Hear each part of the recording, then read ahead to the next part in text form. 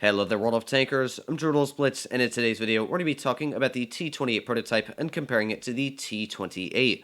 Now, both of these are very, very heavily armored Tier 8 American tank destroyers. They have excellent guns mounted on them with crazy damage per minute, great penetration values, and pretty good dispersion and aiming time as well.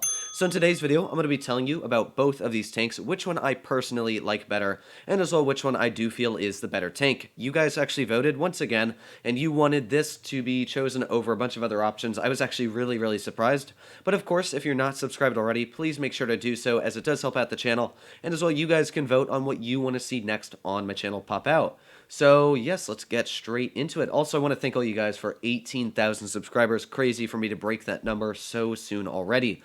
So we're going to start off with the T28. So talking a little bit about the statistics, this vehicle has 3,100 damage per minute, which is great for a Tier 8 vehicle. As well, frontally, it's about 220 millimeters thick. I'm pretty sure Wargaming has it posted at it being like 250 thick, but that's a little bit wrong. In fact, the lower plate's only about 220, so any premium rounds are easily going to penetrate right through the lower plate.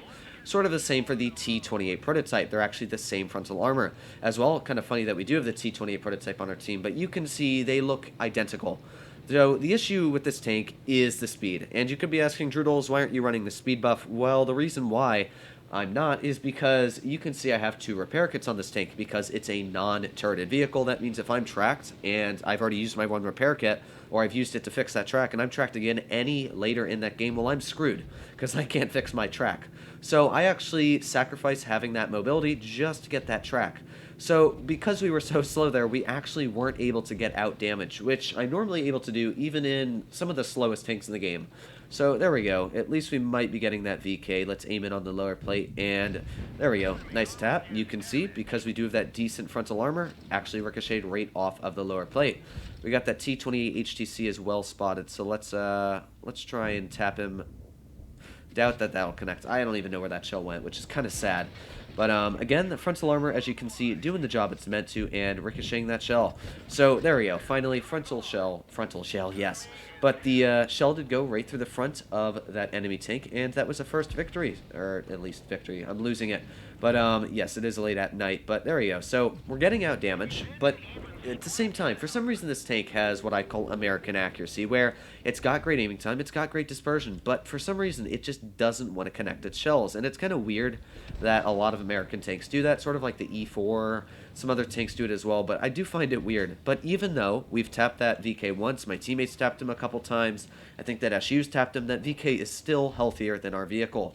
And that is the biggest issue I have with this tank, is the hit point pool. It only has 1100, and when you're up against tanks like, let's say, a Smasher, literally a Tier 7 heavy tank has more hit points, almost 300 more, than my T28 prototype, which, not my prototype, well actually it is the prototype too, but it's sad that this tank has such a small hit point pool. It really does cause it to fall apart. So in this scenario here, I actually have no clue what to do because I can't pull out aggressive. I don't have the frontal armor to really take a lot of shells, but I guess that's what I'm going to do here. I might... Ooh, actually, you know what? We might be able to shoot that HTC. I'm going to try to at least. So let's try and do that. I know we can pen it frontally, but it's just in the correct scenario. But you know what? Well, I guess we can't. Even with our premium penetrate that guy. So that tank was taken out. But like in this scenario, you can see we are just so slow. We're not even able to really get into position. It's something that I kind of hate about this vehicle. This is why it's one of my least favorite Tier 8 tanks in the game. So, like, we've got that Smasher there, which, yeah, I want to be pretty wary against. That Smasher could easily ruin my game in a matter of seconds, so I don't want to be hit by the Smasher. Yep, there you go. So, you can see the issue with this tank. It's just, it has no armor, at least on the side. So, let's see if we can get the Smasher penned. No, of course not. And I have a feeling that VK is going to target us.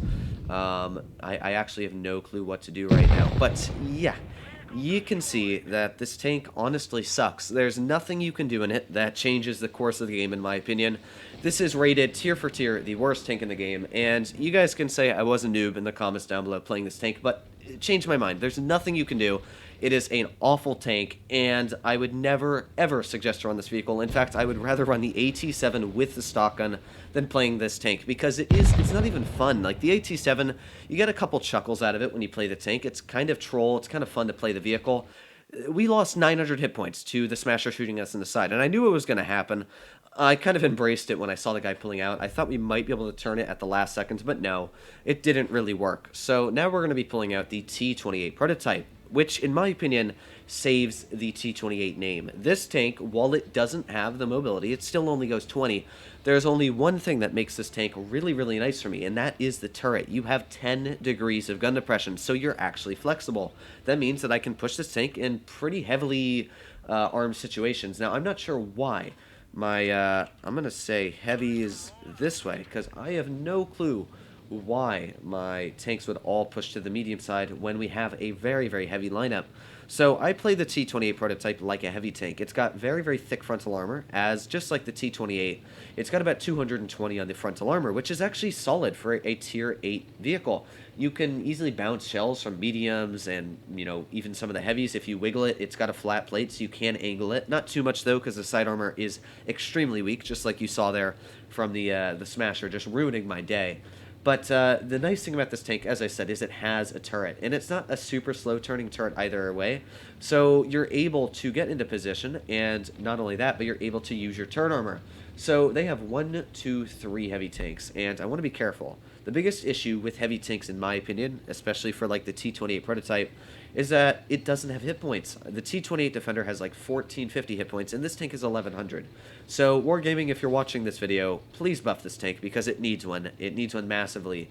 You shouldn't be able to just demolish tank destroyers that are supposed to be heavily armored ones right in the lineups. Now, you can see we are having some server lag right now. I don't know what's been up with Wargaming lately, but a lot of their games have been having server lag, just massive, massive amounts of it too. So I'm going to be pushing the tank pretty aggressive, or at least as aggressive as I can.